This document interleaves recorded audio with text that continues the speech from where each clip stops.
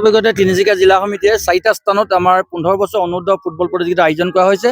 আজি আমি ডিগবৈ জুবলি খেলপথাৰত আজি কোৱাৰ্টাৰ ফাইনেল আৰম্ভ হৈছে। অহাকাইলৈ ছেমি ফাইনেল হ'ব এইখন খেলপথাৰতে। আৰু কাইলৈ আকৌ সমান্তৰালভাৱে ডুমডুমা নগৰ খেলপথাৰত ছেমি ফাইনেল হ'ব। তাৰপিছত পৰহিলৈ 11 তাৰিখে দিনৰ ভাগত মানে আপোনাৰ থাৰ্ড পজিশ্যনৰ খেলখন আৰম্ভ হ'ব। তাৰপিছত পৰহিলৈ ৰাতি সন্ধিয়া 6 বজাৰ লগে লগে কাকপথাৰ ৰাজহুৱা খেলপথাৰত চূড়ান্ত খেলখন আৰম্ভ হ'ব। আৰু চূড়ান্ত খেলখনৰ আগমুহূৰ্তত আমি এটা আমন্ত্ৰণ জনাইছোঁ যে মহিলা দুটি দলক, আৰু তেওঁলোকে প্ৰীতিমূলকভাৱে খেলিব।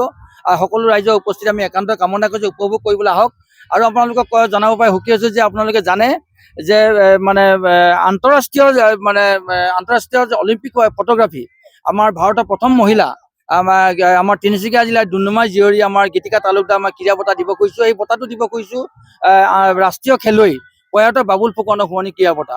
গতিকে খুব এটা গাম্ভীৰ্যপূৰ্ণ অনুষ্ঠান হ'ব। সেই অনুষ্ঠানটোত আমাৰ এই অনুষ্ঠানটোতে অন্তত চূড়ান্ত খেলখনত আমাৰ জাতীয় জনগোষ্ঠীয় সংগঠনৰ বিষয়ববীয়াসকল আহিব। তিনিচুকীয়া জিলা প্ৰশাসনকো আমি নিমন্ত্ৰণ জনাইছোঁ আৰু আমাৰ বিশিষ্ট খেলুৱৈসকলক জনাইছোঁ। আমি ভাবিছোঁ যে এইখন খেলৰ যোগেদি আমি এটা বাৰ্তা প্ৰেৰণ কৰিব পাৰিছোঁ। আৰু আপোনালোকক জানে যে নতুন প্ৰজন্মক আকৃষ্ট কৰিব পৰাকৈ আচলতে এই খেলখন আমি খেলাইছোঁ। আৰু নতুন প্ৰজন্মৰ যাতে প্ৰতিভাবিলাক বিকাশ কৰিব পাৰে তেনেকুৱা এখন মঞ্চ আমি তৈয়াৰ কৰিবলৈ চেষ্টা কৰিছোঁ। আৰু আমি গাঁও ভূঞে লৈ যাম পৰৱৰ্তী সময়ত।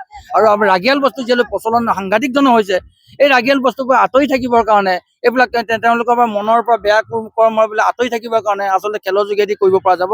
গতিকে সেই গোটেই কথাখিনি সামগ্ৰিকভাৱে চিন্তা চৰ্চা কৰি আমি আচলতে এই ফুটবল প্ৰতিযোগিতাখন আমি আয়োজন কৰিছোঁ।